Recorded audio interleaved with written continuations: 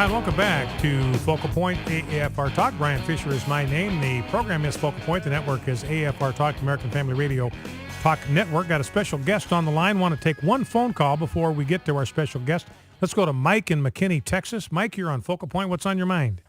Hey, Brian. Hey. It's actually Ike. But all right, Ike. Well, sorry about that. I want to tell you I enjoy your program. I'm a regular listener. The fact is, I like all the guys that are on, like Buster and so forth, that are on AFR. I really think you do great work. Well, thank you. I want to first agree with what you said a day or two ago, where you said that President Obama is clearly an enemy of ours, an enemy to this country.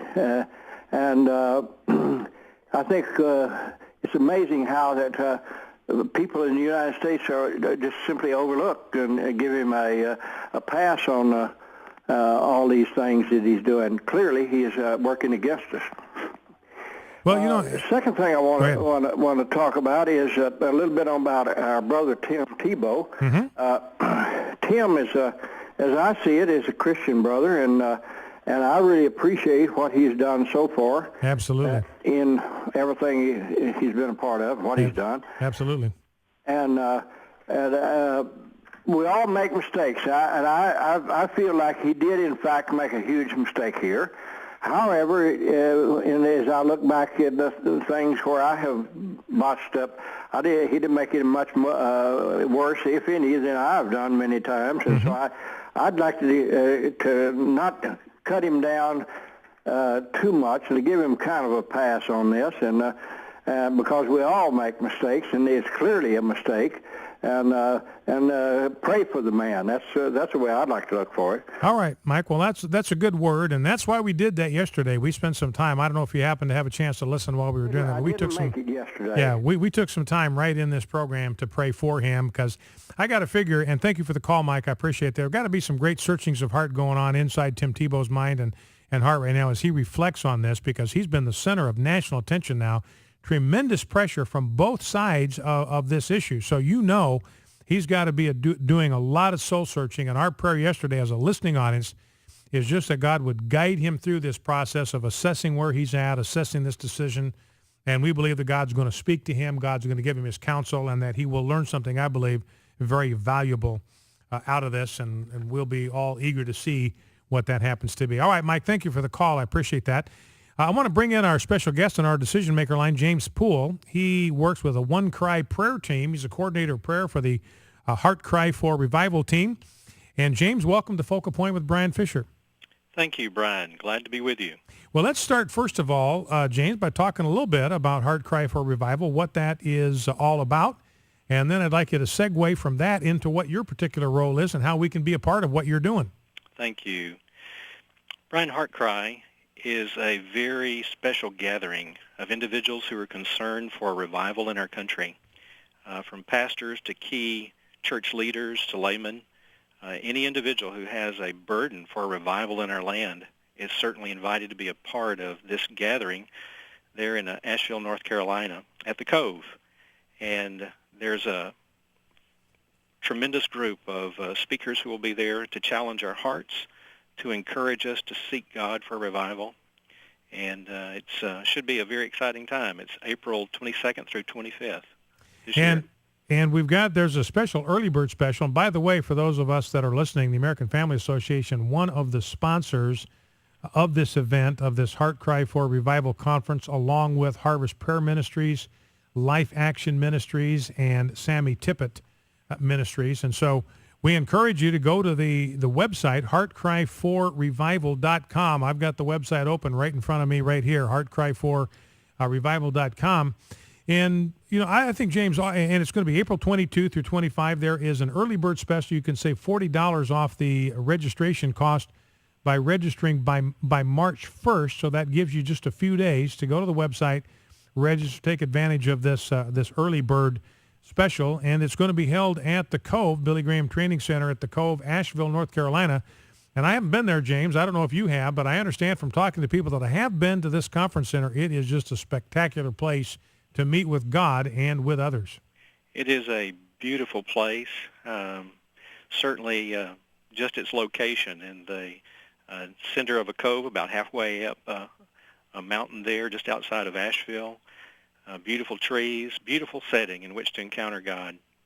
Well, James, talk to us a little bit about what's the reason for this Heart Cry for a Revival conference? Why is this taking place? And then we can talk about what people can expect to get from this conference if they're able to go. Brian, as you know, our country is in a very unique place spiritually. As we travel across the country, we're encountering pastors as well as church members who are growing desperate to see God transform their churches. Many times we're encountering folks who feel like the manifest presence of God and his glory has just departed from our midst. And so a lot of people across the country are crying out to God for revival. They're becoming burdened over the spiritual condition of their churches and really understanding that the only answer comes from a great movement of God.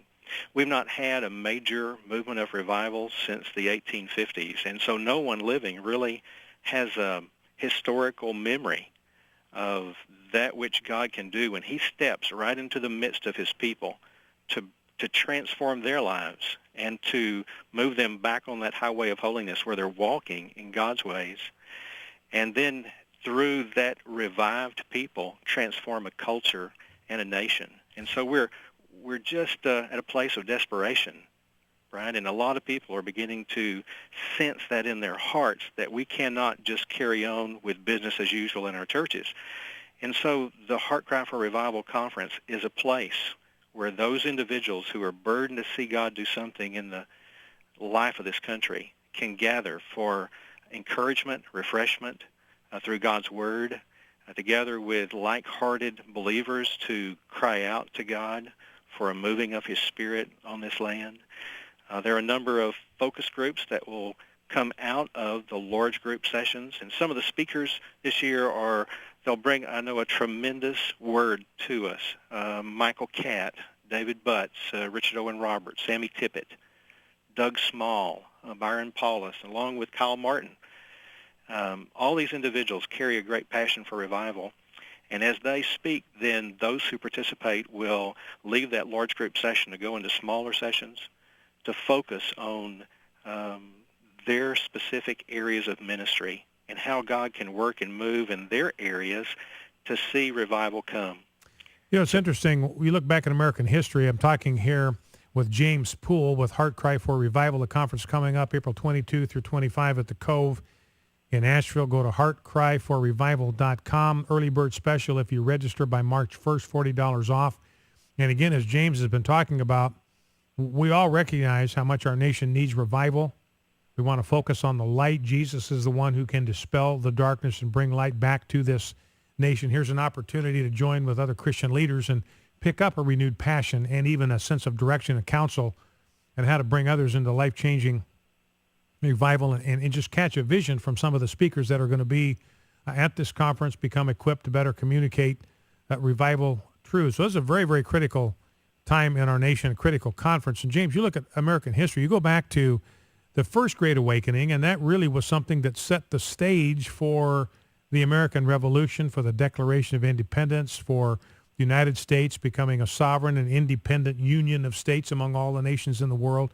It was the First Great Awakening that set the stage for that. The Second Great Awakening sowed the seeds that led to the abolition of slavery in America. Today we've got national grievous sins such as abortion, and I think we'd agree, James, that what we need to deal with the national sin of our own day is we need a new revival. I was struck, and I'd like your reaction to this. Rand Paul, who is likely going to be a candidate for the presidency in 2016, you know, he said the other day, we played the soundbite here, that there is a depravity that's rising up in this land. And Rand Paul, as a politician, said, look, the solutions here, the solutions are not political solutions. The solutions cannot come from Washington, D.C. We have to have a fresh movement of God's Spirit, essentially is what he said. He didn't use those words, but that's what he was talking about, kind of a spiritual awakening among the American people if we're going to pull ourselves out of the abyss that we're in right now. That's exactly right. During each of these periods where God has visited our country and moved in might and power to cleanse his church, to put his bride into a whole different frame of mind as far as walking according to his ways and in line with his word. During each of those times, our culture has been radically changed and touched. I've often wondered, Brian, what our nation would have experienced had we not had the second great spiritual awakening. When we went through the Civil War, it's just phenomenal that we came back together so quickly following that which divided us. And I know there were a lot of challenges in individual lives during that period and in some cities in the South and North. But it's amazing that we did not just completely fall apart as a nation. And so it's by God's grace that we survived that time. And then you look at the great prayer revival of 1857, 1858. You find that Wall Street was in shambles and crashing, and businessmen in New York were committing suicide because they became so depressed over where they were financially. And God stepped in at that period of time, again, to stir his children, to cry out to him to change us and to change our hearts and our ways. And God brought us through a time of great financial crisis because the church rose up to cry out to God, acknowledging that he is our only hope. He's the only one who can set us on a path where we can survive as a nation. Well, and that's why the movement is labeled a heart cry for revival. Because I'm talking here with James Poole of Heart Cry for Revival, and that's where it has to begin. James, I'll give you the last word here. We got about 45 seconds left, but it's got to start with hearts that are burdened for the spiritual condition of our country. That's exactly right. People who are willing to cry out to God. And I'm a part of the One Cry movement, and I hope many listening will become a part of that, where we just join our hearts across the nation to cry out to God to send revival and spiritual awakening once again. Our guest has been James Poole, part of the One Cry prayer team, coordinator for the One Cry prayer team, and a part of the Heart Cry for Revival conference that'll be at the Billy Graham Training Center in Asheville, North Carolina. Go to heartcryforrevival.com.